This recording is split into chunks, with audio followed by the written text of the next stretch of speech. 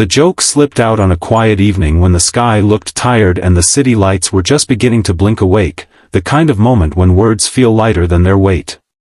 What followed was not laughter, not dismissal, but a single question that cracked something open deep inside, a question that refused to stay small and harmless.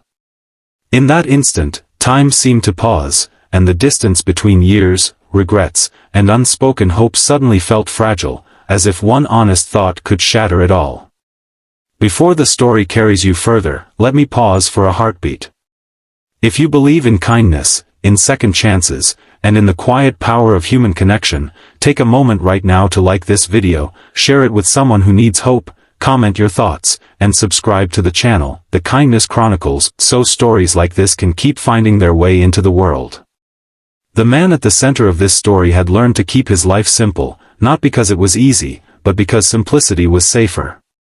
He lived with routines that protected him from disappointment, waking early, working long hours, returning to an apartment that echoed with the kind of silence that grows familiar enough to feel almost friendly. His past was not dramatic in the way movies like to portray heartbreak, but it was heavy with missed chances, responsibilities taken too seriously too soon, and the slow realization that life had passed several exits while he was busy doing what was expected. He had grown older carrying a quiet belief that some doors closed naturally with age, and that longing, like youth, was something best remembered rather than pursued. She entered his life in an ordinary way, through circumstances that felt practical and unremarkable at first. She was younger, noticeably so, with a way of seeing the world that still allowed wonder to exist alongside pain. Where he measured his days by obligations, she measured hers by meaning. She volunteered where help was scarce, listened when others spoke over pain, and believed that presence itself could be a form of healing. Their interactions began politely, cautiously, framed by respect and the invisible line he drew to keep himself in check. He noticed her kindness before anything else, the way she made people feel seen without demanding attention for herself. As days turned into weeks, their conversations grew longer, drifting from surface-level topics into reflections about purpose, loss, and the strange ways life rearranges plans without asking permission. He found himself looking forward to these moments more than he cared to admit, though he told himself it was harmless, just appreciation for good company. Still, there were moments when he caught himself holding back, swallowing thoughts before they reached his lips, reminding himself of the years between them like a warning sign on a dangerous road. The joke came on a night when exhaustion lowered his guard. It was meant to deflect the growing warmth he felt, to reduce it to something playful and impossible. In his mind, humor was a shield, a way to acknowledge desire without owning it. He expected her to smile politely or brush it aside, restoring the balance he depended on.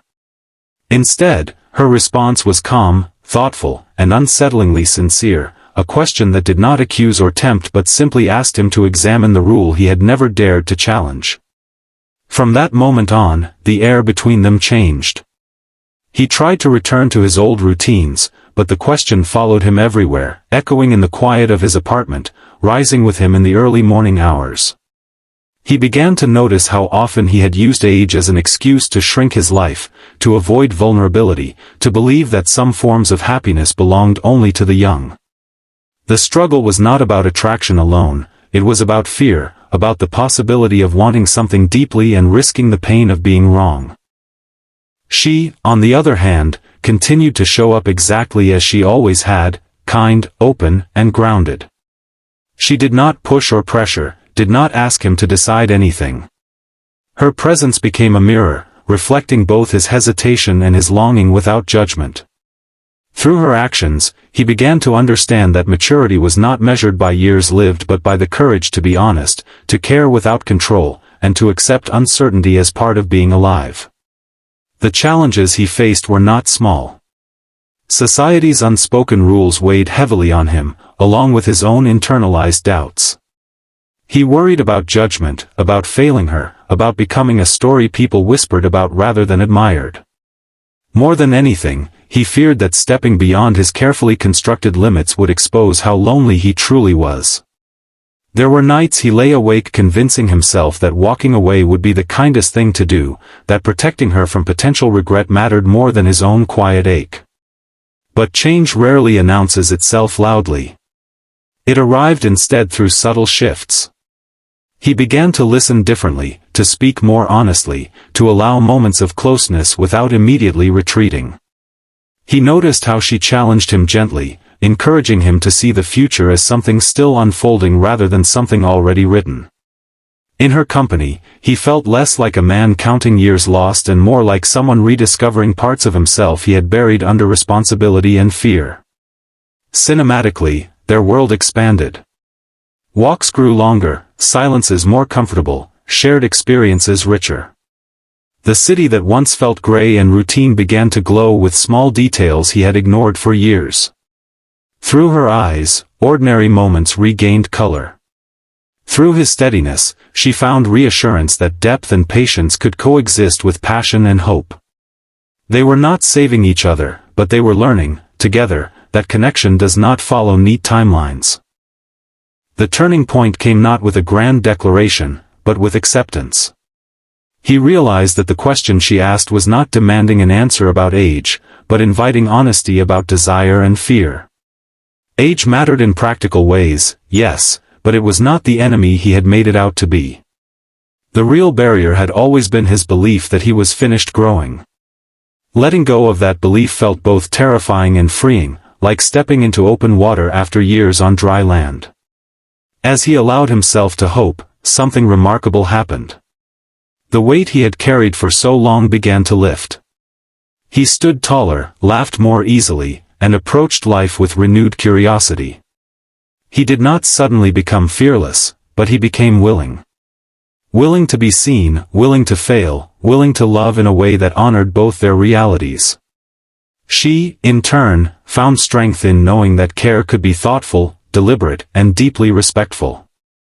By the time he understood what this connection had given him, it was no longer about romance alone.